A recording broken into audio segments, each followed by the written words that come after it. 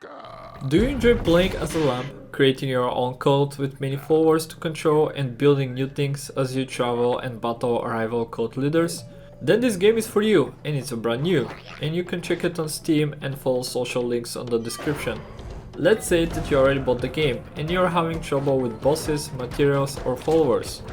Then you're in the right place. I have about 22 hours of playtime in which I had to go through absolutely everything, including every single side quest, collectibles and earning every single achievement, and I will be happy to share some things that will personally help you a lot if you're a beginner and start the game from now. Starting with first tip, destroy everything. I'm not gonna go into too much details, just destroy everything as you take a Crusade run. There are a lot of materials that you can earn, such as grass, bones, stones and more. Later in the game, as materials will start floating, you won't really have to do that, but if this is your first run, right at the beginning you will experience lack of materials.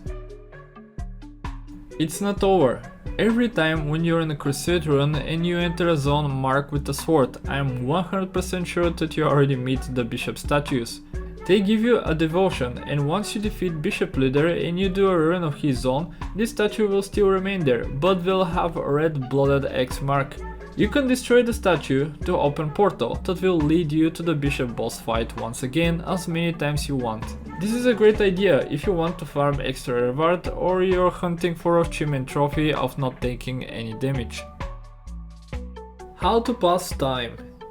If it happens that you get back from Crusade or you're just in the middle of the night and your cult is sleeping, then you can pass time by meditating. When you do that, there will be an arrow pointing a right direction below your current day.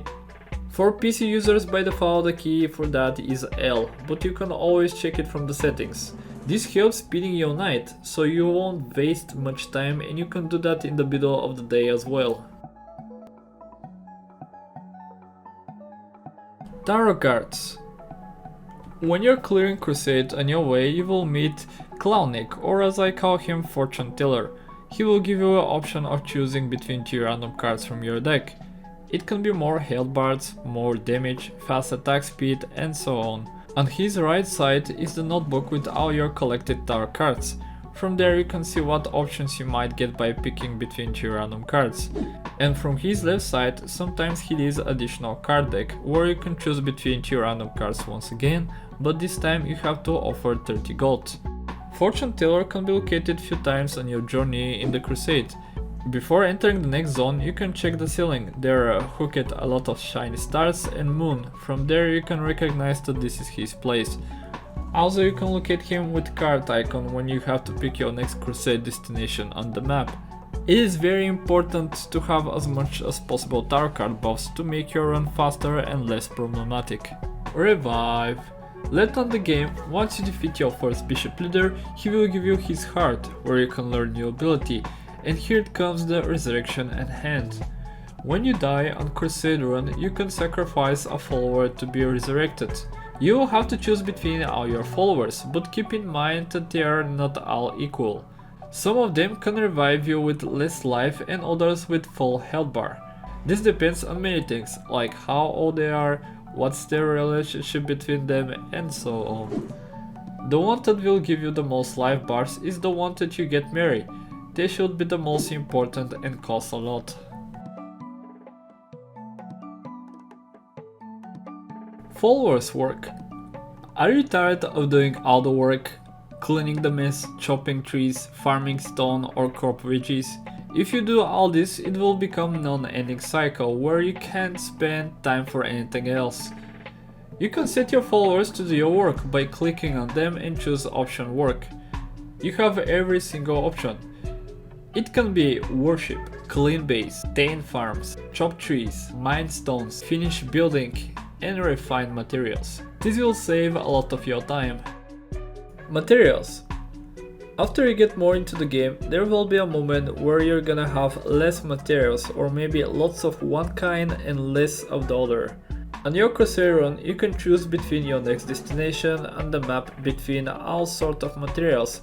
It can be trees, rock, food, followers, even shit, and sometimes they're one after another. Cooking. Your cult will be getting hungry and there is nothing better than cooking them some feast. But it's very important to know what you're doing, cause every single recipe is having different effects. Some can give you fate, others will drop valuable resources, and some can give side effects like instantly pooping or vomiting, even dying. The plus effect are with white-blue arrow pointing above, and minus side effect are with red arrow pointing below. Later in the game you might get some upgrades that will remove one of the following recipe side effects, but make sure every time when you want to feed your cult to know what you're dealing with. Extra materials. If you still feel like you're missing some materials, you can always get some extra by sending a follower into a journey. To do that, you must have specific upgrade that is called missionary. You can unlock it after you learn to build farm plots and your cult level becomes 2. Once that is complete, you can go to the building and choose which follower you wanna send to a mission. And you can pick which material to be. It will show you how much you can get, how much you have at this moment, how long it will take, and what is the chance of your follower to successfully come back alive.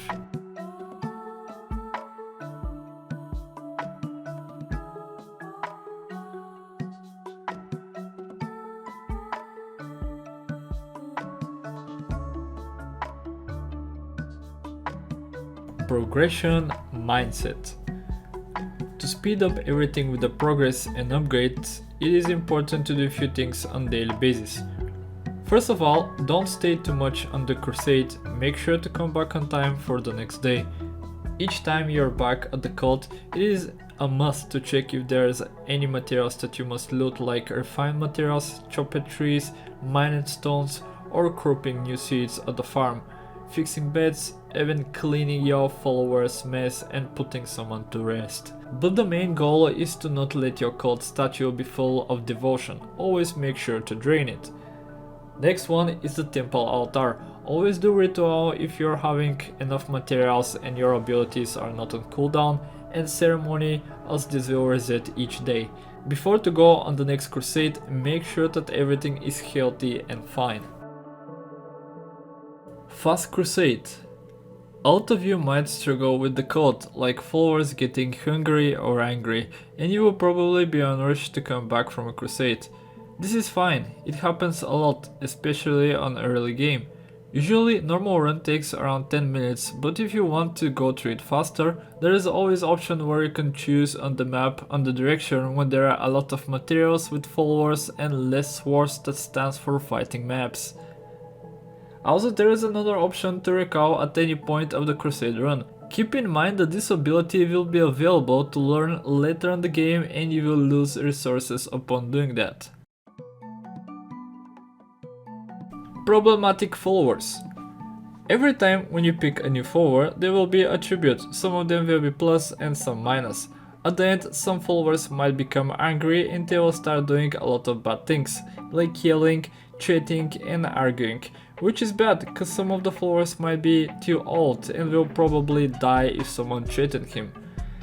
In my case, my code was alright and luckily I didn't have any issue. Sadly, I didn't manage to give you a good example. If something like this happens to you, there is a specific building that you can upgrade that is called prison. If someone acts like that, you can imprison him and each day you will have to re-educate him until his anger bar goes down to 0 and he acts normal. Then you can release him back to the cult. Projectile Dodge. Yes, you can actually do that. Sometimes you will have no space of where to run because of too many projectiles. But you can dodge through them just by going into their direction. And this is an example of a boss fight. How is it looking like?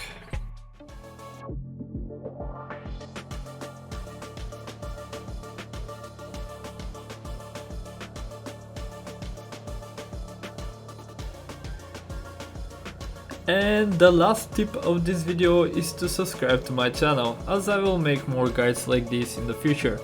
I hope it helps you and makes the game easier as you travel on your journey to become the one true cult. Take care guys and have fun.